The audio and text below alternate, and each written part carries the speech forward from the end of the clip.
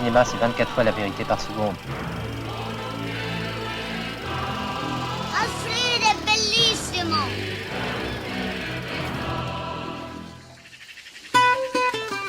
Elle te plaît ta chambre? J'adore ici.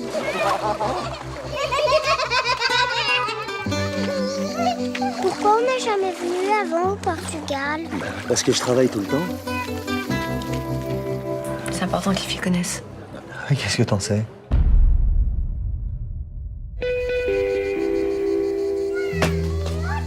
Qu'est-ce que tu fous là?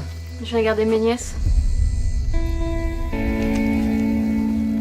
Doucement sur la balançoire, hein. Tu penses que je les surveille mal? J'ai pas dit ça.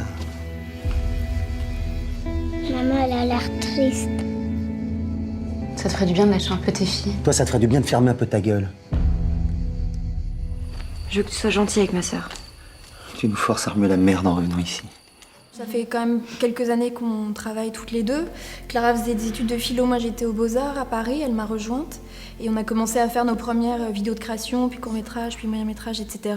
Oui, on en est venu assez vite à la fiction. Voilà. On a travaillé ensemble. Et donc on avait fait notamment, le dernier travail qu'on ait fait avant ce long-métrage là, c'était un moyen-métrage qui était habité par des thématiques communes. Et à l'occasion duquel on avait travaillé avec une petite fille qui avait 4 ans. Et c'est ce qui nous a donné envie, tout en testant des choses avec cet enfant et à l'échelle de la mise en scène, d'écrire un film dans lequel 2 sœurs auraient un rôle moteur. Après, le film est évidemment chargé de beaucoup voilà. de choses qui de matière nous ont traversé oui. depuis toujours. En fait, on a choisi d'écrire ce film à partir d'une matière intime, en se mettant au niveau des jumelles, c'est-à-dire au moment où ces enfants apprennent peuvent le passé être de la famille. oui, investis d'un secret familial, oui. et de savoir comment elles allaient, elles, vivre ce secret et reconsidérer tout leur univers, en fait. Un cadeau du ciel. Le scénario avait été écrit pour 2 sœurs d'âge différents, ce qui est notre cas.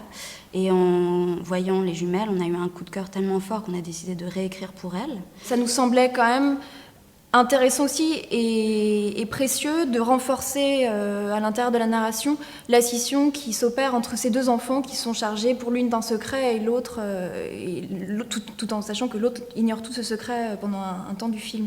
Et de faire jouer cette chose-là à l'intérieur d'un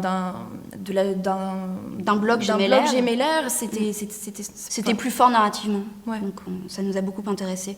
Alors même qu'elles ont des personnalités très fortes et différentes, chacune. C'était ça qui était bien, qu'il y ait cet effet miroir à l'image, cette ressemblance extrêmement forte, et qu'en même temps, au sein de cette ressemblance, on puisse creuser quelque chose qui les fait différer. Voilà, des personnalités très diverses de toute façon, et en plus, elles sont investies d'un secret. Chargées différemment. Oui.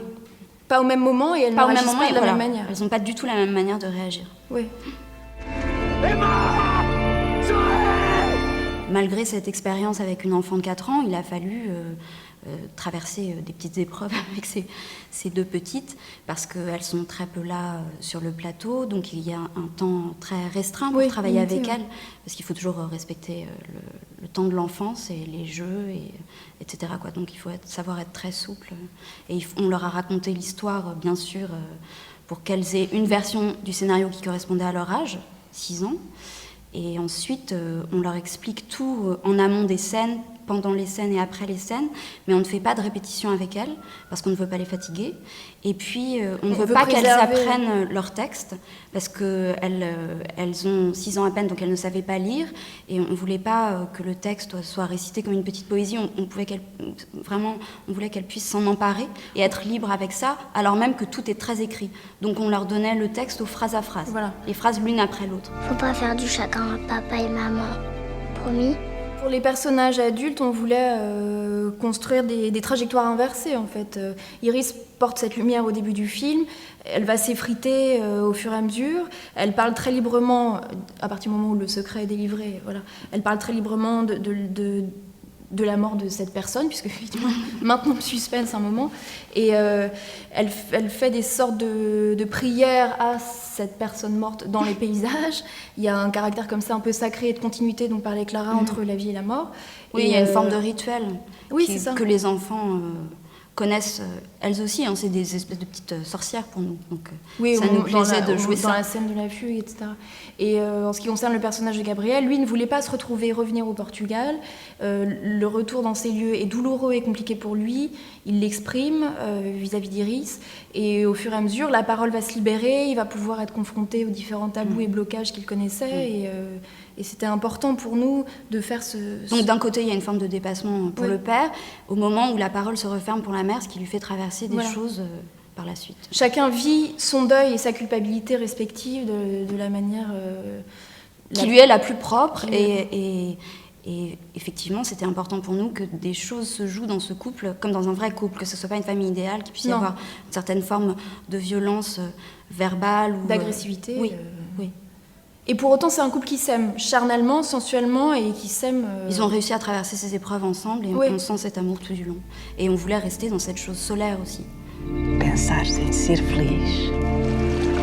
C'est-à-dire que le film se joue sur le temps d'un été, voilà, il n'y a pas d'amont, il n'y a pas d'aval. Et en effet, ça nous intéressait, étant donné la thématique du film, de faire se jouer ces choses-là dans un décor assez solaire. Édénique. Voilà, que les vacances puissent être a priori paradisiaques et que tout à coup, dans cet Éden, ait lieu cette chute, et que ce secret ressurgisse. Et en effet, pour nous, le choix du scope était tout à fait... était une chose à laquelle on avait pensé depuis le début. Ouais, on voulait ouvrir comme ça cette espèce de film intimiste habité par un socle émotionnel, etc. Et créer des effets d'opposition intérieur-extérieur, plan très large en extérieur, tout en sachant que pour nous, il fallait aussi bien que la nature puisse être glorieuse, splendide, joyeuse, avec des couleurs et des tons chauds, etc. De la même façon qu'elle pouvait aussi être investie d'un caractère tout à fait menaçant, parce que c'est une immensité comme ça, brûlée par le soleil. Qui perd les personnages. Et qui perd les personnages. Donc c'est un huis clos, mais on voulait aussi mettre cette espèce de huis clos entre eux qui est brisé à quelques moments dans le film, en extérieur, et créer un véritable film de paysage. Ça nous tenait beaucoup à cœur. Et on a travaillé aussi ce côté western et technicolor, et c'était important pour nous très tôt. Et le côté pictural existe en intérieur et en extérieur. On voulait que ce soit stylisé, mais jamais déréalisé. Ouais. Il y a une forme d'indépendance qui est... qui est à double tranchant, qui est de faire un film avec très peu de moyens. Donc, on peut interpréter ça comme une forme d'indépendance parce que c'est une idée sortie de notre cerveau qui tout à coup est projetée dans les salles. Donc, on peut voir ça comme un truc ultra indépendant. Et en même temps, il y a des contraintes qui sont posées et qui jalonnent. Mais les contraintes ne sont pas posées par les organes de financement, c'est-à-dire qu'on n'avait pas de compte à rendre à des chaînes, etc. Ne serait-ce qu'au niveau de l'écriture, du montage. Non, mais du coup, c'est bêtement matériel. C'est-à-dire qu'avec cette somme d'argent allouée, on doit faire un long-métrage. Mais c'est vrai qu'on a pu se permettre d'aller dans une forme d'onirisme, de lyrisme pour certaines scènes, où je pense qu'on a pu expérimenter des choses qui nous auraient peut-être été refusées. Absolument. Donc on a été indépendante dans ce sens-là, et on a un film qui ressemble vraiment très fort à notre idée du film. En fait, c'est à force de passion, parce que tous les gens du coup qui se sont engagés sur ce film étaient très très investis, et ça c'était extrêmement précieux et finalement la plus grande richesse du film. C'est-à-dire sans des moyens mirobolants. Le luxe, c'était l'implication des personnes. Voilà, puisque les gens croient vraiment dans le projet et sont derrière nous, on arrive à créer le film auquel on rêvait. Donc, on aurait pu abandonner un paquet de fois, je pense. Oui, absolument. Si on n'avait pas été deux, on aurait abandonné. Mais on a cette force d'être deux. Ouais. Donc indépendance et création, ça nous va très bien. Puis il y a deux termes en plus, c'est très bien. Oui, c'est bien. Laquelle tu as alors Je sais pas, on va en reparler. Vous êtes nos deux petits soleils.